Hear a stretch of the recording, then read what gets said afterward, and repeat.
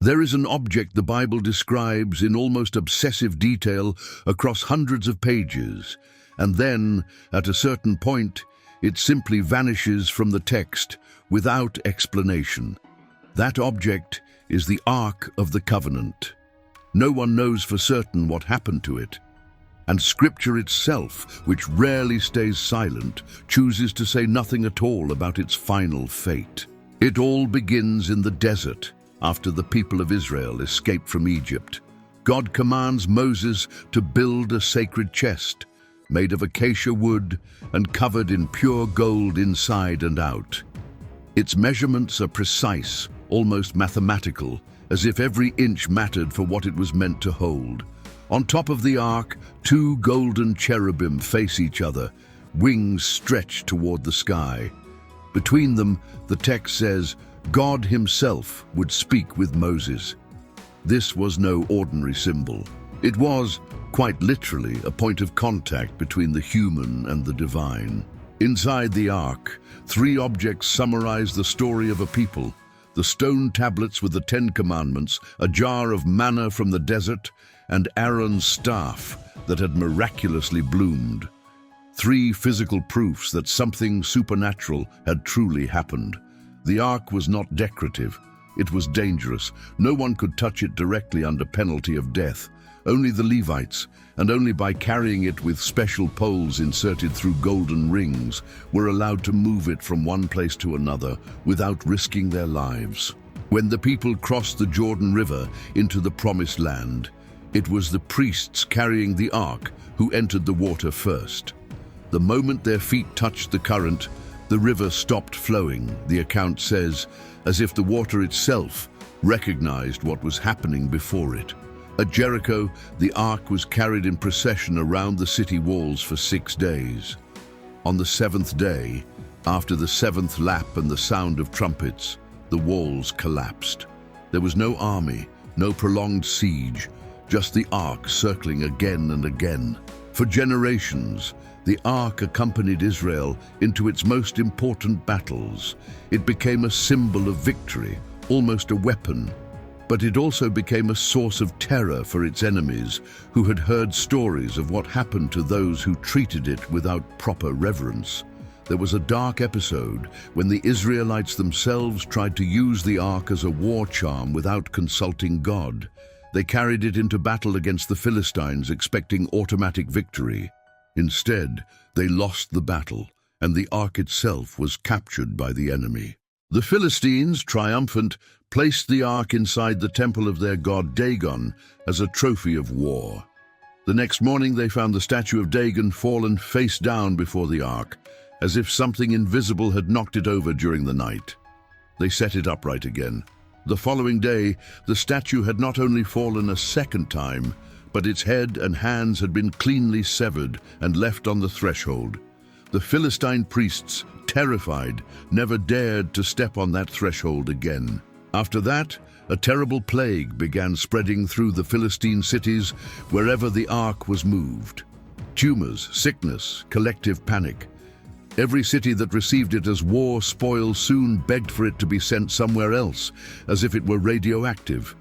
Finally, the Philistines decided to send the ark back. They placed it on a new cart, pulled by 2 cows that had never worn a yoke, with no one guiding them, to test whether their misfortune truly came from the sacred object or was mere coincidence. The cows, with no one directing them, walked straight toward Israelite territory, mooing the entire way, without straying an inch from the path. For the Philistines, it was final proof that this golden chest was no ordinary object at all. The ark returned to Israel, but it did not immediately go to the capital. It remained for years in the house of a man named Abinadab, in the hill country of Kiriath-Jearim, almost forgotten, as if the people themselves did not know what to do with something so powerful. Years later, King David decided to bring the ark to Jerusalem with a great celebration. They placed it on a new cart, just as the Philistines had done, instead of carrying it with poles as God had originally commanded through Moses. Along the way, the oxen stumbled, and a man named Uzzah instinctively reached out to steady the ark and keep it from falling. He died on the spot, in front of everyone, the account says, simply for touching what was never meant to be touched directly. David, terrified and confused, stopped the procession and left the ark in the house of a man named Obed-Edom for 3 months. During that time, the text says, that man's household was blessed in extraordinary ways, with no further explanation given. Seeing that blessing, David gathered the courage to try again, this time carrying the ark properly, with poles, as it should have been done from the start. He danced before it with such raw joy that his own wife watched him with visible contempt from a window. The ark finally arrived in Jerusalem and was placed inside a special tent David prepared for it. For years it remained there, at the political and spiritual heart of the new capital, while David dreamed of building it a permanent house worthy of its presence. God, however, denied David that honor. He told him it would be his son, Solomon, who would build the definitive temple. David could only prepare the materials and the plans, never living to see the house he had imagined for the ark completed. Solomon built a temple of colossal proportions, covered in gold on the inside, with a central chamber called the Holy of Holies, designed specifically to house the ark. Only the high priest could enter it, and only once a year. On the day the temple was dedicated, when the priests placed the ark in its final resting place, a dense cloud filled the entire building with such intensity that the priests could no longer continue the service, forced to stop completely. For generations, the ark remained there, in the absolute darkness of the Holy of Holies, invisible to nearly everyone, yet central to the people's entire identity. Everything revolved, quite literally, around that sealed chamber no one was free to enter. Faithful kings restored its worship. Corrupt kings filled the temple with foreign idols and nearly abandoned it to neglect. The ark, however, remained there, silent, through centuries of a nation's shifting faithfulness and betrayal. Then disaster came.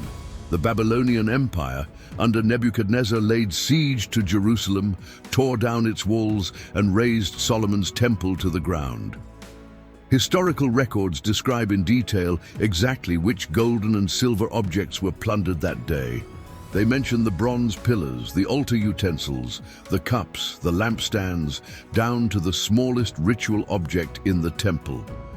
The Babylonian inventory of the plunder is, in many ways, surprisingly meticulous for ancient standards. But the Ark of the Covenant does not appear on any list. It is not mentioned as looted, not mentioned as destroyed, not mentioned as hidden. It simply stops existing in the narrative, as if history had erased it in a single stroke. That absence is not a minor detail. This is the most sacred object in the entire biblical narrative up to that point, the protagonist of wars, plagues, and miracles. And suddenly, at the most critical moment in Israel's history, the text simply falls silent about its fate. Some historians believe it was destroyed along with the temple, its gold melted down like so many other objects.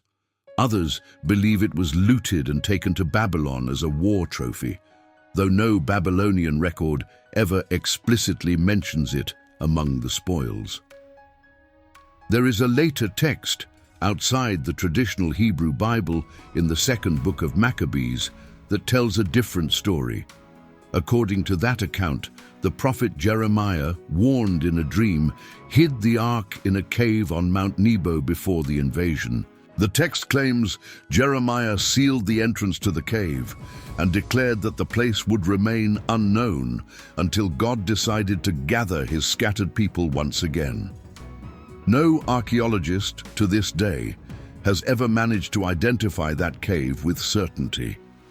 Another tradition, this time from Ethiopia, claims something even bolder. According to Ethiopian legend, the son of Solomon and the Queen of Sheba carried the original ark with him to Ethiopia, and it now rests inside a chapel in the city of Aksum. Inside that Ethiopian chapel, a single guardian monk dedicates his entire life to protecting the object they claim is the original ark. No one else is ever allowed to see it, not even other high-ranking priests. The monk dies, and another is chosen to take his place for life. No independent researcher has ever been permitted to examine that object to confirm or disprove the Ethiopian claim. The tradition rests entirely on faith and secrecy, exactly as it once did with the Holy of Holies in the original temple thousands of years ago. Other theorists, with far less historical backing, suggest even wilder ideas: that the Templars found it beneath the Temple Mount during the Crusades, that it was secretly moved to Europe, or that it still lies buried beneath Jerusalem to this very day. Modern excavations beneath the Temple Mount are extremely limited for both political and religious reasons. Any attempt at deep excavation in that location could ignite an international crisis, given the site's sacred status to 3 different world religions. This means that in practice, it is nearly impossible to archaeologically confirm any theory about the Ark's final fate. The mystery is not only biblical, it is also geopolitical, caught between faith, history, and modern diplomacy. What we do know for certain concerns the Second Temple, rebuilt after the Babylonian exile. When the Jewish people returned and rebuilt the temple, the Holy of Holies remained empty. There was no ark to place there, only a stone marking the spot where it once stood. The Jewish historian Flavius Josephus, writing centuries later, explicitly confirms that in the Second Temple, the Holy of Holies contained nothing at all, only empty space. The most sacred object of the entire Jewish faith was simply gone, and no one knew where it had ended up. Even the high priest, on the most solemn day of the year, now entered an empty room. The ritual continued, the words were still spoken, but the physical object that had justified that ritual for centuries was no longer present. For many scholars, this absence carries enormous theological weight. The Ark represented God's physical, visible presence among his people. Its disappearance coincides, almost symbolically, with a period when Israel stops having its own kings and falls under foreign rule. Some see in this disappearance a silent prophetic message that God's presence would no longer depend on a physical object kept in a single room, but on something else entirely, something that would come later, in a form no one at that time could yet imagine.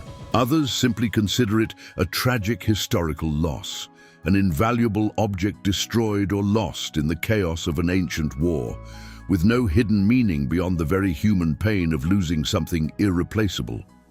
What is certain is that no archaeologist, historian, or theologian in over 2,000 years has ever been able to answer with absolute certainty the simplest question of all. Where did the Ark of the Covenant truly end up after the fall of Jerusalem?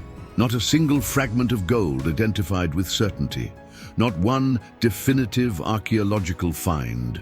Not one reliable contemporary testimony. Only biblical silence, contradictory traditions, and centuries of speculation fueling one of the most famous searches in human history. Hollywood turned this search into an action adventure, with fictional archaeologists racing through temples and deserts. But behind that fiction lies a genuinely unresolved question, one that neither science nor faith has managed to fully close to this day. And perhaps that is the most unsettling part of this entire story.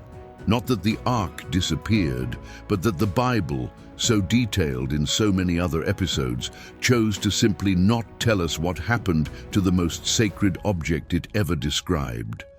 A text capable of narrating with precision the exact design of a sacred piece of furniture, its measurements, its gold, its cherubim, chooses to remain completely silent about its final fate, as if some questions were destined to remain open forever. Perhaps that silence is not an oversight, but a deliberate choice. Perhaps the final message of the Ark lies not in where it ended up, but in what it represented while it existed. the certainty that the divine can dwell, even if only for a time, in the midst of the human. And so, among hidden caves in Jordan, sealed chapels in Ethiopia, and silent ruins beneath Jerusalem, the Ark of the Covenant remains to this day the most searched for and least found object in all of biblical history.